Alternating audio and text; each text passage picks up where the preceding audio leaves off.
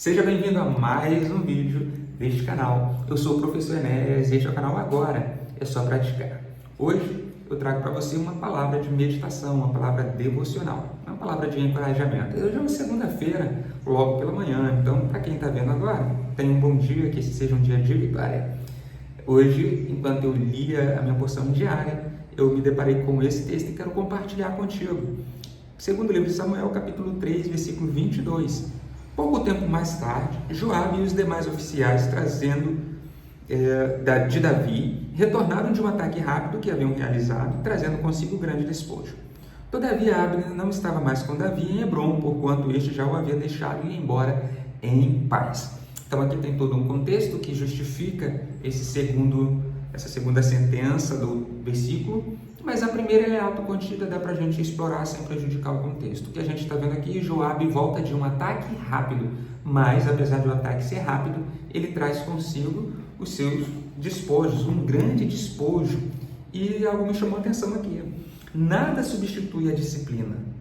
Tem coisas que a gente vai conquistar de fato com o tempo, que a gente vai precisar empreender esforço. Vão ser batalhas grandes. Em geral, batalhas grandes geram recompensa, geram um despojo grande. Isso é natural. Em geral, o reino de Deus, ele mantém o princípio da proporcionalidade. O que é isso, né? É a ideia da ação e da reação. Ele gera uma reação na intensidade da ação que foi feita. É uma visão mais ampla do que a gente conhece como afinidade, como a lei da semeadura. Então, quando a gente olha, por exemplo, Jesus falando, a quem muito é dado, muito será cobrado. Isso não tem a ver com uma semeadura dele, mas tem a ver com a lei da proporcionalidade.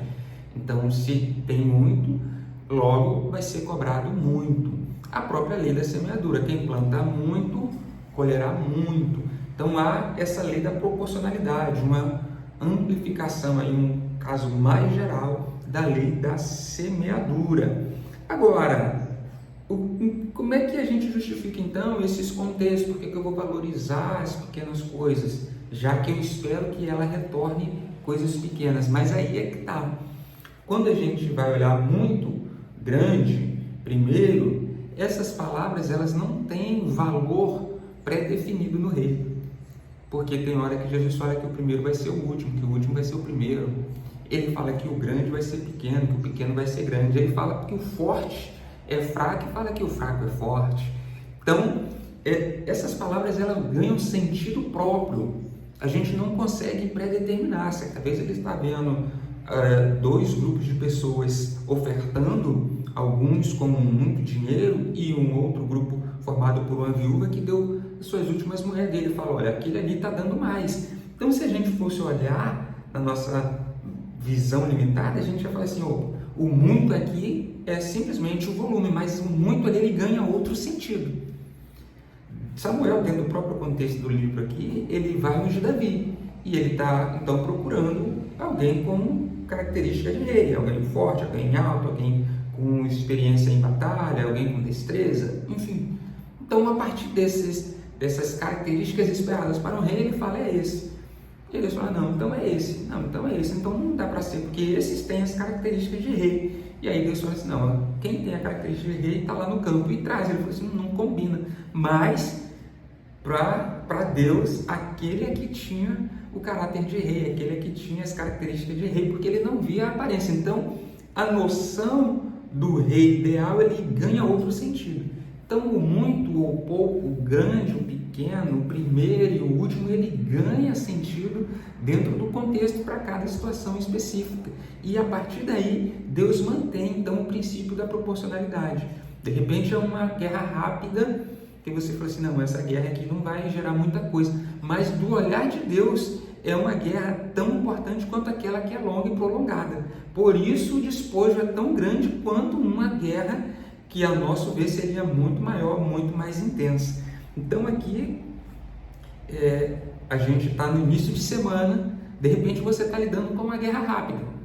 A maioria de nós, ou todos nós, temos guerras longas que estamos lidando, questões, fragilidades, medos, dores que nós estamos lutando há anos, tendo que lidar, é uma espécie de espinho na carne que nos acompanha, que a gente tem que sempre estar observando. São guerras mais prolongadas, mas às vezes surgiu uma guerra de ontem para hoje, depois do culto, de repente uma fala mal colocada, enfim, já chegou no serviço e já se deparou com alguma situação que é uma guerra mais curta. E a palavra que eu tenho para você hoje é essa: se você dedicar, dar um total valor, dar empenho, olhar para essa situação como o olhar que ela merece e se empenhar para lutar essa guerra, por mais que aparentemente seja uma guerra curta, seja uma guerra pequena, se você se empenhar e dar toda a sua energia nela e vencer essa guerra,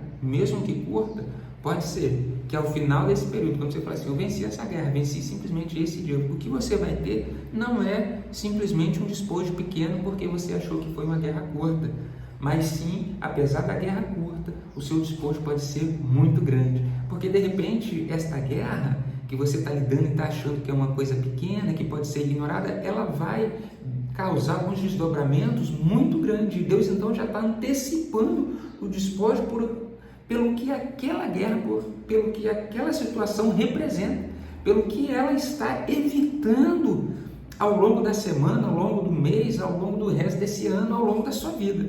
Então você não vê ainda todo o potencial daquela guerra, daquela situação, mas ainda assim você dá o devido valor. E quando então você vence aquela guerra, que aparentemente é uma guerra pequena, o despojo vem não proporcional ao tempo de guerra, mas o sentido, o significado e a importância que ela tem em toda a sua vida. Por isso, você colhe um despojo grande. Então hoje, que você possa valorizar suas guerras pequenas, que Deus venha então retornar a você despojo grande para a sua guerra curta e pequena que você valorizou, lutou e venceu.